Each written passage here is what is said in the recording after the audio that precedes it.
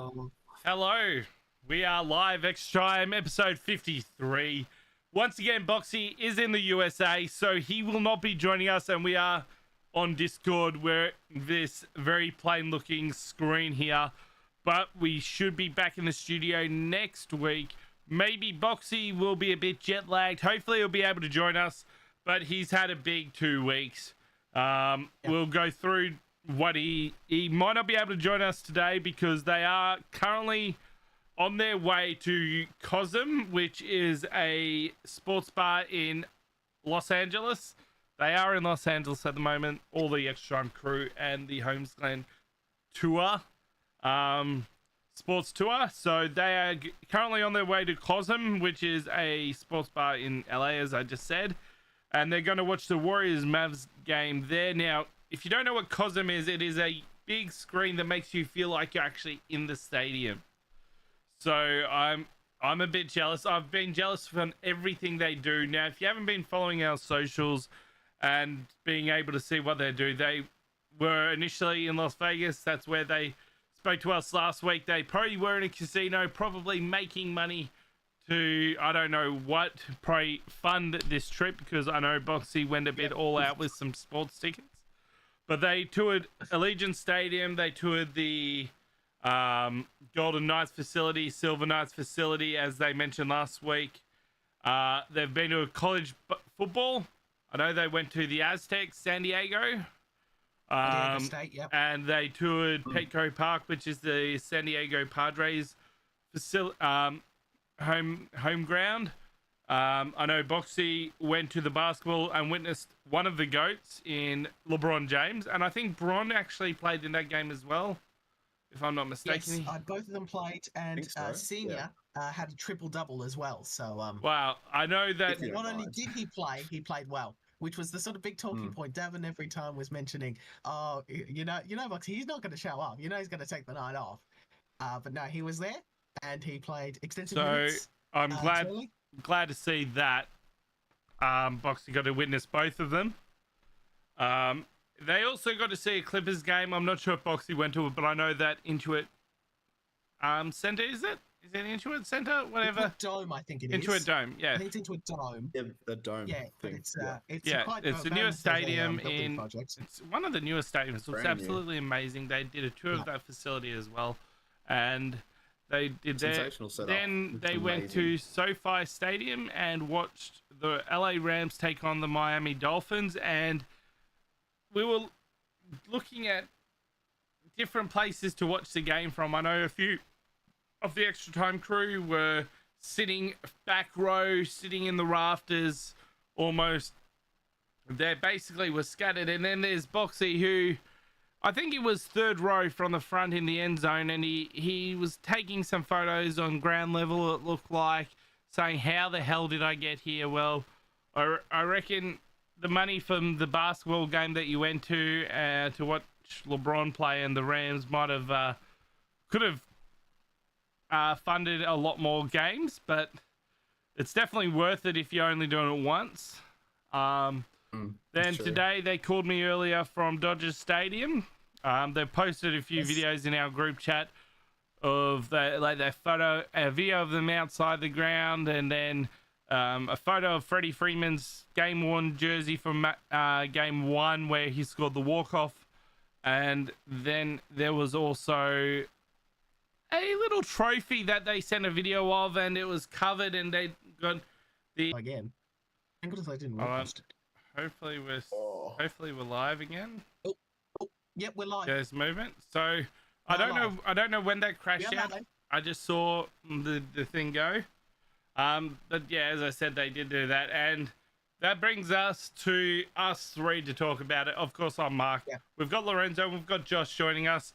I've finally welcomed you in, Josh. As soon as it crashed, they said we haven't even welcomed in Josh, but I'm like, everybody knows who Josh is by now. There's no need to welcome you in. You're not a guest anymore. You are a regular. No, I'm part of the gang, I guess you could say.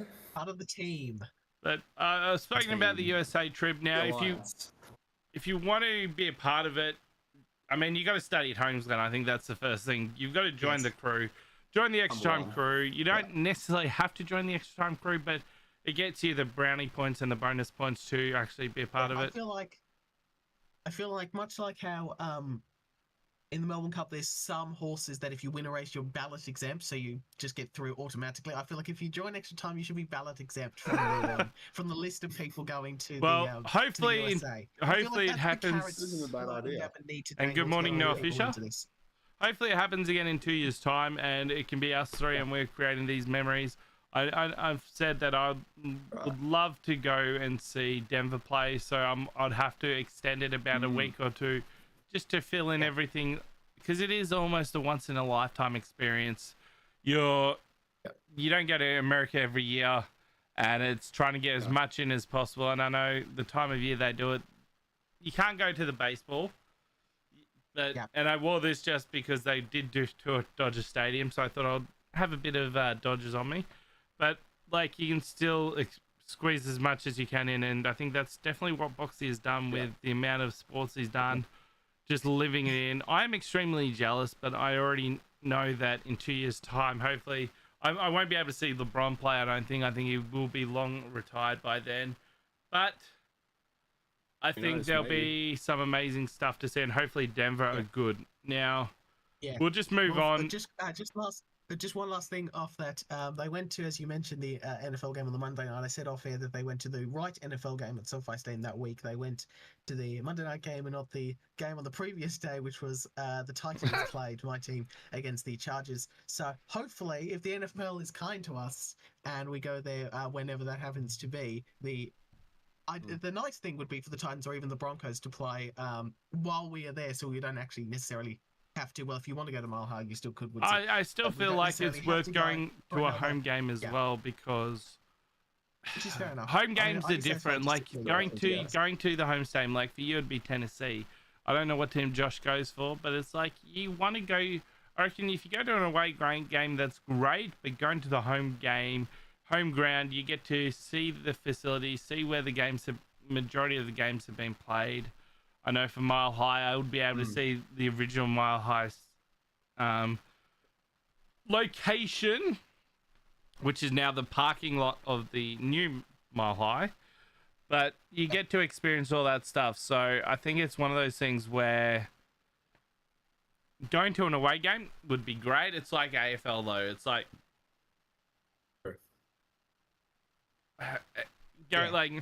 however, I feel like going to an away game in AFL, like you get to go interstate or something, is a lot different than going to. It is a different experience. Obviously, I was in Brisbane for the Elam final, as you know. Got some great memories there. Been 60-0 down midway through the second quarter. That was nice, wasn't it? But I'm sure that, I'm sure it'll be a great experience. We've seen them, and we've seen the ability, or what they've toured, what they've seen, and we know we can make it. The second time round's always better because they'll iron out the kinks of the first one, go with what worked and what didn't, and there might be some new facilities. Who knows? Yeah, absolutely. So just as a last sort of point on this, there's sort of two places in my mind that I would like to go that if they haven't gone. First is obviously to a horse racing venue, and if they were to do this in 12 months, not 24 months time, they are running that Breeders' Cup event again at the same venue they did this year, which is Del Mar, which is in the sort of I think it's closer to San Diego, and Santa Anita's closer to Los Angeles. It might be the other way around, but it's definitely California. So that could work. And the other place, which they went to the San Diego State game, and obviously we don't know where they're staying, at least I don't, and sort of the different sort of things that have to be put in mind. But I would love to go from a college football perspective to a home game for UCLA, because they play at the iconic Rose Bowl Stadium, which is 90,000 seats, massive venue. Host the Rose Bowl bowl game at the end of the college season. So those are the sort of two, horse racing and the Rose Bowl, I think, are two places that they haven't gone to, which I think they could. I think that's definitely something to mention if you are going to the trip. And Josh, if there's any other places you'd like to go, but I think it's also, as I said, one of those things where you almost want to book it so you can spend a few extra days or an extra week or two to do your own thing and go see other sporting events, and so the horse racing might fit into that. I would love to go see a darts event there, but there's never really been a US darts tour, There's has there, no- Lorenzo? Really ever? Darts No, is. not really. I'd say I don't think we're darts getting is much more darts of a from the US, to be European fair, unless thing, we wouldn't go- it? Yeah, it's mostly Yeah. Europe. So and I mean, unfortunately, it's they're not it's, half those it's tickets. US only another tour or 12-hour anything. flight or whatever, 15-hour flight. You know, Yeah, you sure, can just. and then we'll just jump over to Wolverhampton where they're playing the Grand Slam at the Yes. moment. We'll get to that later. I mean, they are doing Newcastle next year, I believe, in Australia. No, it's For still in the- Wollongong. It's Oh, still in Wollongong. I knew it yes. was somewhere in New Yes. South Wales. Yeah, it's in New South Wales. Yeah, Yeah. it's Yeah. still there. That's what, early to mid August. But that's moving fine. on, because we may get joined by them, so we can talk Okay. about that later. Yeah. But Yeah. I feel like Yeah. this One of the is your biggest things. segments here, Lorenzo. Of this is why we play in the Yeah, Weekly I've Wonder. added a So lot what to the is it? rundown. I've added a lot to the rundown, to be fair, because last week I wasn't happy with my performance here because I was on a sort of 7-second delay, and then when the call finished, I left, came back on, and it was working fine. So, in a sense, I feel like I'm trying to redeem myself. So here. if Lorenzo I've leaves put at on any many, stage, many you know Lorenzo why. segments. Yeah, so if I leave the call, it's also because my computer's a old pile of crap and I need a new one. So Ancient. so if I also drop off, it's also because if the computer has decided that right now is a good time to restart. It doesn't have a good reason. It just decides to do that sometimes. So there are quite a few Lorenzo segments. I do apologize in advance. So I've got 2 for This Is Why We Play and Weekly Wonder, and then we'll get into the horse racing because we've sort of started that off for many shows during the spring.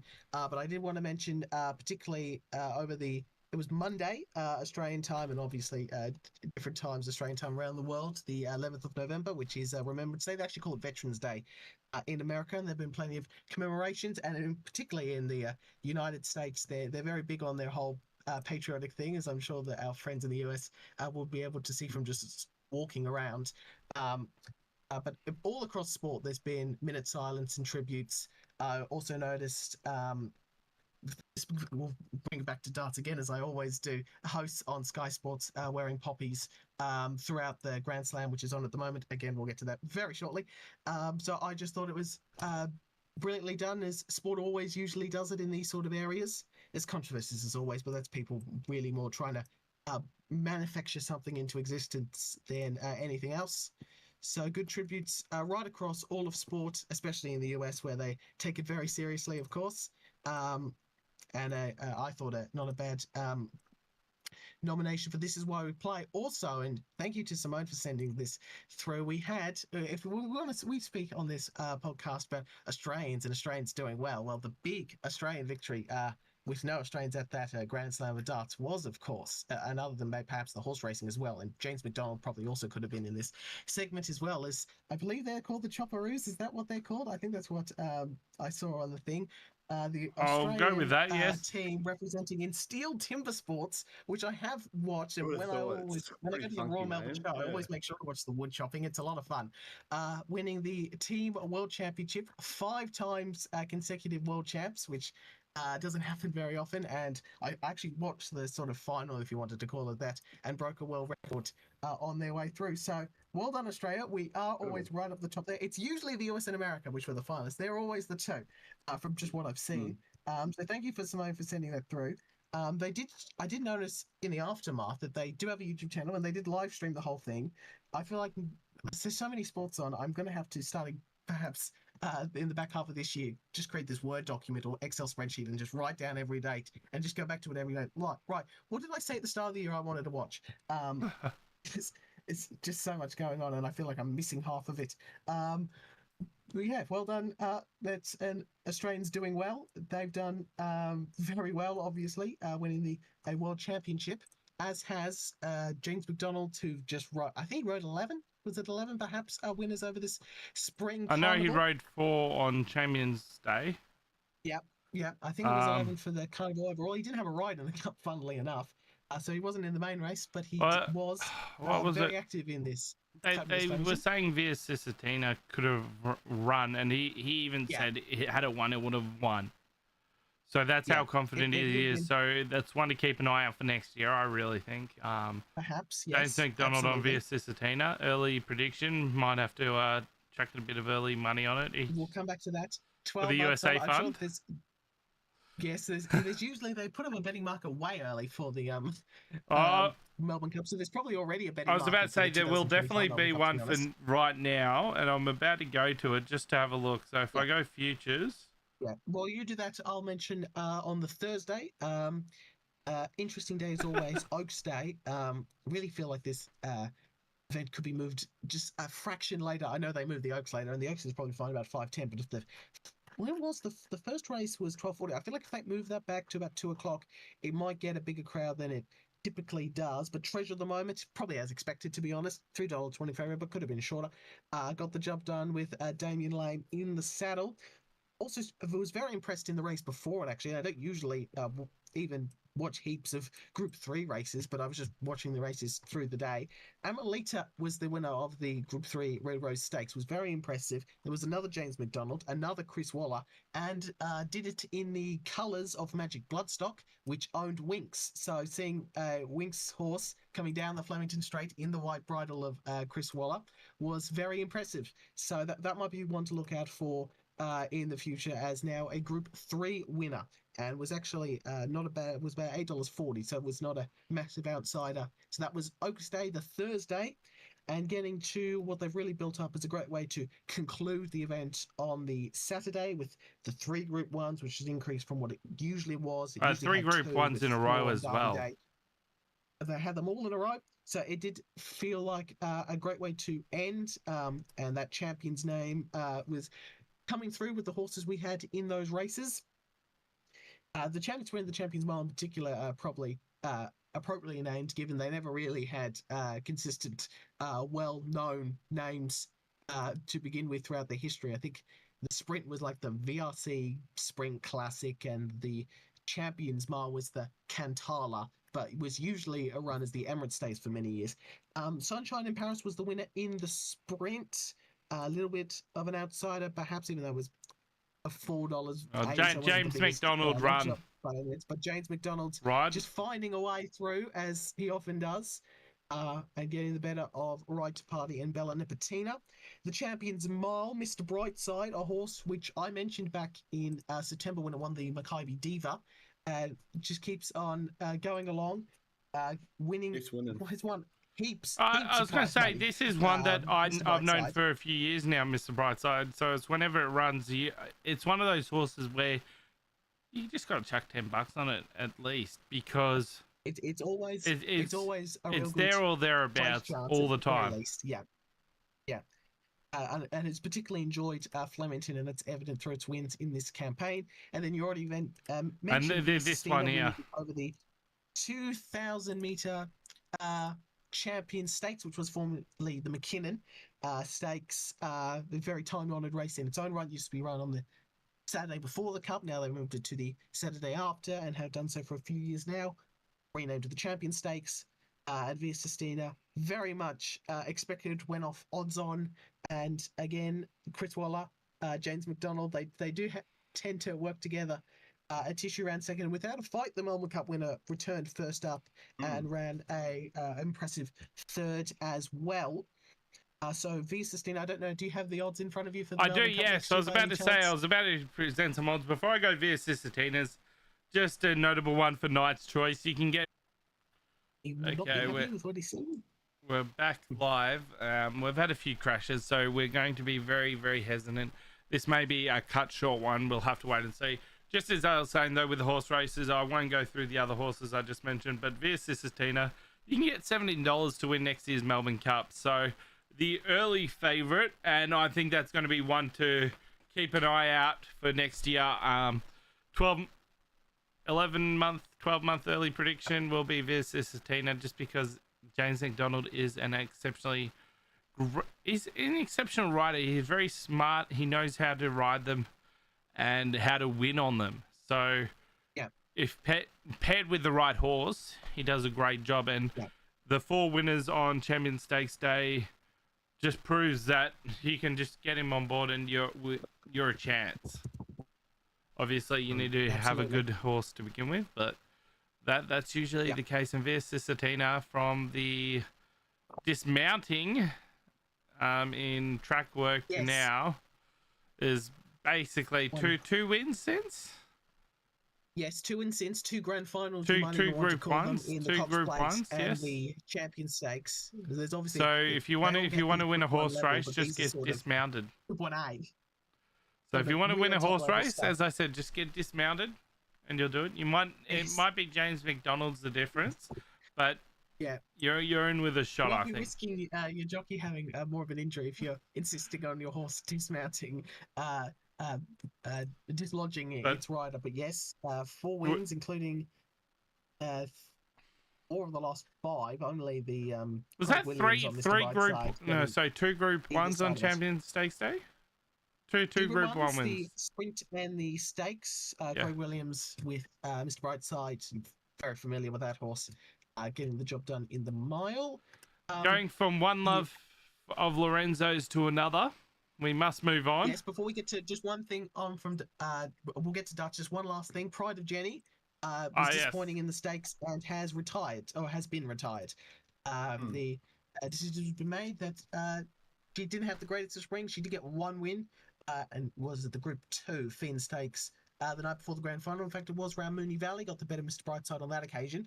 A horse that was very exciting to watch, made races very interesting, and will forever be remembered for whatever that performance was in the Queen Elizabeth Stakes when it was 30 lengths in front halfway around, and still held on, was still about 6-8 lengths clear or something by the time it got to the post. So Pride of Jenny, a horse that will be remembered for a long, long time. Champion horse 2023-24, and will get a good retirement, I am sure, and is deserving of it. Well done, Pride of Jenny. Great career, great few performances in big races, and always enjoyed watching it go around. Now we'll get to darts. Yes. Wow. We The still Grand live, Slam Woodsy? of darts. We is are. currently I'm just going on. basically. I'm just letting you guys know now. I'm doing a fix in the background. So if we do go off air for a little bit, it'll be because I'm updating something on my end. Yeah. As I'm the one running it, I'm just quickly checking some stuff now. So before we go into darts, let me just run this thing because we might have to go off air. I'm trying my hardest to do this. So keep talking horse racing just for a second, as it will definitely, looks like I definitely will have to restart. So just bear with me. Okay. I'll let This you is start build up talking to the about start darts, but segment. if I do cut you off, it'll be, I think that's going to be the easiest way. Yeah. All right. Well, we'll get to darts. Grand Slam of darts in Yes. Wolverhampton, Josh, and no Australians participating, so we are slightly going away from Aussies around the grounds, if you want to think about it that way, just briefly. Won't be briefly, of course it won't be, because it's been very good. I've enjoyed short format, group stage. Yes. Lots of great performances, lots of great losing performances. We'll get to that as well. How have you seen it? I've done a lot of talking, so I might as well give the floor to you for just a little bit. Yes, well, I've watched all the highlights for the last, what is it? We're in day 4 now? Day 3, day 4? Yep. There's Day been 4. abundance of games, so we are currently into the knockout phase. We'll quickly go through each sort of group, but a lot of upsets. And I said this last It's week been a on the tournament pod, of but upsets. it would be nice for a few upsets, and probably the main one sticks out to me is world number 1 Luke Humphries knocked out Can't say at the anyone group else. stage, only winning 1 out of 3 games. And my man Mickey Mansell goes through after defeating Humphries. Who would have thought? Yes. Goes through Who would have winning thought? the Mickey 2 Mansell. games. Yep. Yeah, so In the he, better of he James won 2 Wade and games, lost Robbie 1, John. and James Wade also got through too. Yep, so incredible effort. I watched him. He was actually the thing is about these short formats of being first to 5 sort of thing, is that if you get on a small hot streak within like a 2-3 minute patch, and you get a couple legs up early, then you're in a good spot. So that's exactly what he did. He won 5-3 over James Wade, and yeah, he had some really good performances. So fantastic for 5-3 as him. well So against Roby John. Yeah, if you start well, especially if you have the advantage of throwing first in the odd numbered legs, if you win that throw for the ball in the back room, if you get off to a good start, you're in a good place. And Humphries didn't get off to a good start in either of his matches. averaging sort of No. around the mid 90 mark, which isn't terrible by any stretch of the imagination, but was not enough on this occasion and was actually eliminated after 2 games. He could not make it through the group, even with a win, which he did have 5-1 over Mickey. But yes, a guy who no one would have expected to be in here had to go through the qualifier and got through when the likes of Damon Hatter, the Australian, Gerwin Price, or Chris Dobie was the other probably big name who didn't make it.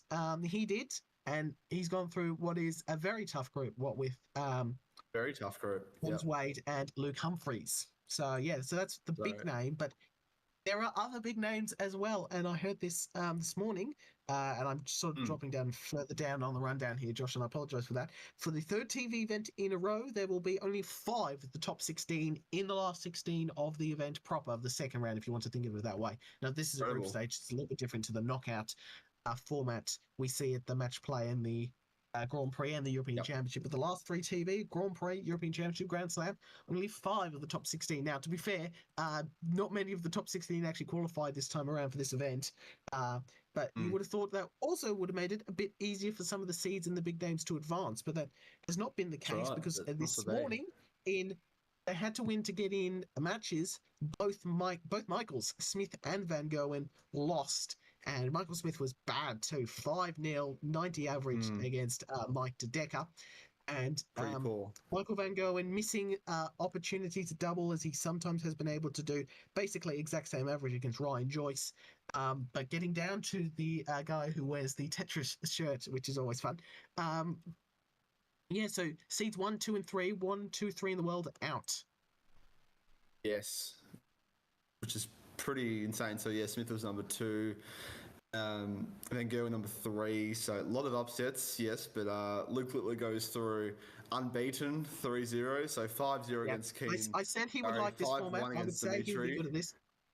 Yes. Yep. So 5-1 against Dimitri Vandenberg with 106 average as well. Sorry, 112 average in the first game against Keen Barry, and then 102 average versus Lawrence Illigan. So some good wins for him.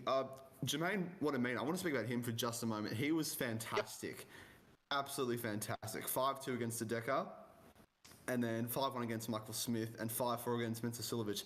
He was really good. He won, obviously, the 15 legs, but he only had 7 legs against him in 3 games. That's a pretty good effort. So he was very good leg as difference well. Is very impressive. Yes, leg difference. Yeah. A former champion in this event from 2 years ago, Michael Smith, and Mike DeDecker. Just quickly on Smith, he now loses a ton of prize money as a result of that.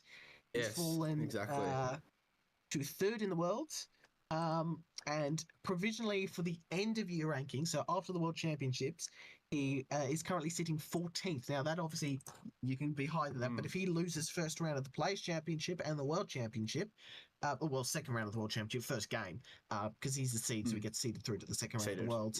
He will be no higher than 14th. And that doesn't factor in the likes of Dobie and Anderson and Rock and Vandenberg, who are the 4 immediately behind him that you all think could make deep runs at either of those tournaments. So, yeah, so he's in a bit of a spot of bother at the moment. Someone who isn't, as we will now touch on more of the games from today, because that's I've literally just watched them in the last couple of hours, so that's probably what's fresh in the memory. We've had not 1 but 2 9-dart attempts fail at the last dart. Yes. Van Veen against Bunting on double 18, and Luke Littler this morning on double 12. Still, we wait for Littler to break the record for most 9-darters in a year. It may very well happen in the next week. But Group H has been the group of death, I'm sure you're aware. Paul Wesel-Nyman, 106 average first game, 105 average second game, 111 average third game, loses all of them. It's extraordinary. Yeah. And he is one who I'm certain he's playing at the World Championships. I'm pretty sure he's qualified. Now we don't know what the draw is, obviously, but we will know the draw probably in the next 2 weeks, actually. So we'll see who he draws, but he could make a run and he should win at least a game. I'm almost confident that he will win a game at this upcoming World Championship. So don't sleep on Wesel-Nyman. He could be a threat at the Worlds. But he unfortunately wasn't able to do enough. But Stephen Bunting did. He is through. My man, the Bullet, who welcomed his wife welcomed their second son as well during the week. Yep. So things are Massive going well for congratulations to the him. Bunting family. Yep. So he got the job done in a 5-2. I think he rattled off 11, 11, and 12 or something like that in the last three legs. The number of darts he took to win it. So he gets through. He's only one of 4 seeds to make it through their group. The 1, 2, 3, and 5 seeds missing. Dave Chisnell didn't even win a game in his group. Yes, that's pretty surprising, isn't it? Very. So Yeah. we had he's not Ed House, in terrible Smith, form. and Connor Scott in that group. No, so yeah, Ed House, Smith, and Connor Scott was in that group. Yes, all Englishmen, all English group, and yeah, he was pretty lackluster, to be pretty blunt with you. He wasn't great. Absolutely. He had pretty average sort of averages throughout. Yeah, he wasn't great. He had an 86 average against Ed House in a 5-2 loss, 80 average in a 5-2 loss to Ross Smith, and 93 against Connor Scott, which he got whitewashed 5-0 with 104 average. So he was pretty disappointing, to be honest. Yeah, absolutely. Is there anything else I wanted to touch on? Apart from, I guess I did say on my Twitter, and I've been thinking this for a while now, that Van Veen's going to win a major at some point. It may even be world champion at some point. He's that good, and it's sensational against Bunting. You just had to, even as you know, I am a massive Bunting fan. I can show you in the thing here. Bunting is the screensaver on my phone. Yes, because I know that. You know that Boxy once showed off that he changed his screensaver, I think, to Piastri. So I thought, well, I might as well change it to my favourite sport person, and it is Stephen Bunting. So as I just had to sit back and go, well done, Van Veen. Again, missed that double 18 for a 9. Averaged 100 and was that the game he averaged 114.71? Yep, that was the one. Yep. So Van Veen, that's probably just about the best performance. And Gary Anderson as well has put in a couple of good performances as well. Haven't mentioned him. Probably should have won 3 games. Was good. 3-0. Yeah, getting the better with a 13 average against Joyce. I'll say with a very healthy leg difference as well, +8 in that category, and the next best was -1, which is Ryan Joyce. So very good effort from him, absolutely. Yeah. Well, actually, interestingly, MVG actually had better leg difference +3 in part because he beat Nolan Van Leuven 5-0.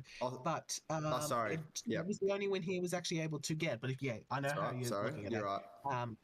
That's how I'm looking at it. Yeah. Apologies. You're right. But he didn't get through Van Gogh, and he missed.